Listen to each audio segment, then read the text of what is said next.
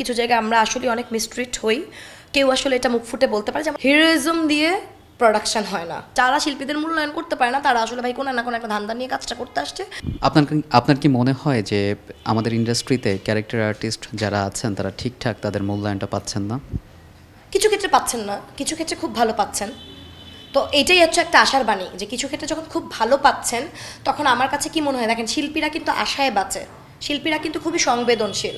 তো শিল্পীরা যদি আশায় বাঁচে তাহলে আমি স্পেশালি আশায় বাঁচি। তো কিছু জায়গায় তো আসলেই পাচ্ছে না, কিছু জায়গায় আমরা আসলে অনেক মিসট্রিট হই, কেউ আসলে এটা মুখ ফুটে বলতে পারে। যেমন আমি আমার এই ইস্যুটা যে তুলছে এটা তো অনেকেই এইভাবে বলতে পারতো না, রাইট?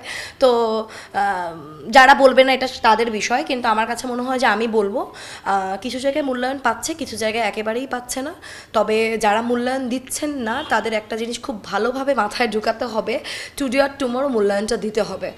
কারণ হিরোইজম দিয়ে প্রোডাকশন হয় না, এটা অতীতে আমরা বরাবর দেখছি। আর অতীতে না দেখেও আমরা তো শুধু আসলে দেখেন আমাদের দেশের সাথে এটা আসলে মিলায় তো কোনো লাভ নেই। আমরা প্রতিনিয়ত এখন নেটফ্লিক্স, অ্যামাজন প্রাইম, বিভিন্ন মাধ্যমের বিভিন্ন জায়গার বিভিন্ন প্রজেক্ট দেখতেছি, রাইট? আমরা প্রতিনিয়ত নিজেকে ডেভেলপ করার চেষ্টাও করতেছি। হয়তো বা যাদের আমার মতন যার মনে করেন প্রাতিষ্ঠানিক শিক্ষা নেই, আমি কি করি, আমি প্রচুর সিরিজ দেখি, আমি প্রচুর সিনেমা দেখি। কেন দেখি?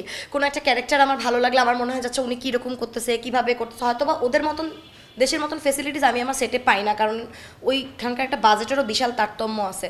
কিন্তু তারপর আমার তো চেষ্টাটা থাকে যে না, আমি হয়তো বা ওদেরকে একটু কপি করার চেষ্টা করি বা ওনাদের কাছ থেকে নতুন কিছু আমি শিখি।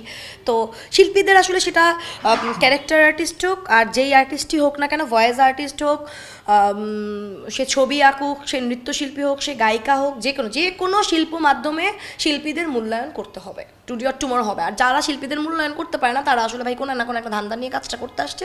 কাজটা তারা আসলে তাদের রেস অনেক বেশি হবে না, এটা আমার বিশ্বাস।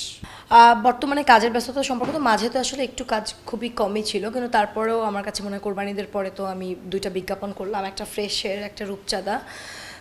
তারপরে হচ্ছে গিয়ে কোরবানিদের ঠিক আগ দিয়ে আমি একটা অনুদানের ছবি শুটিং অলমোস্ট শেষ করে আসছি। আমার আর 2 দিন শুটিং বাকি, এটা হচ্ছে লাজু কাপুর শাপলা শালু। তো আর একটা শুটিং আমার শেষ হয়েছে, এটা আন্দোলনের মধ্যেই ডাবিংয়ের কাজও শেষ। তো ওটা নিশ্চয়ই ওনারাই আপনাদেরকে জানাবেন। ছবিটার নাম নিঃশব্দে, এতক্ষণ পর্যন্ত এটাই ফিক্স।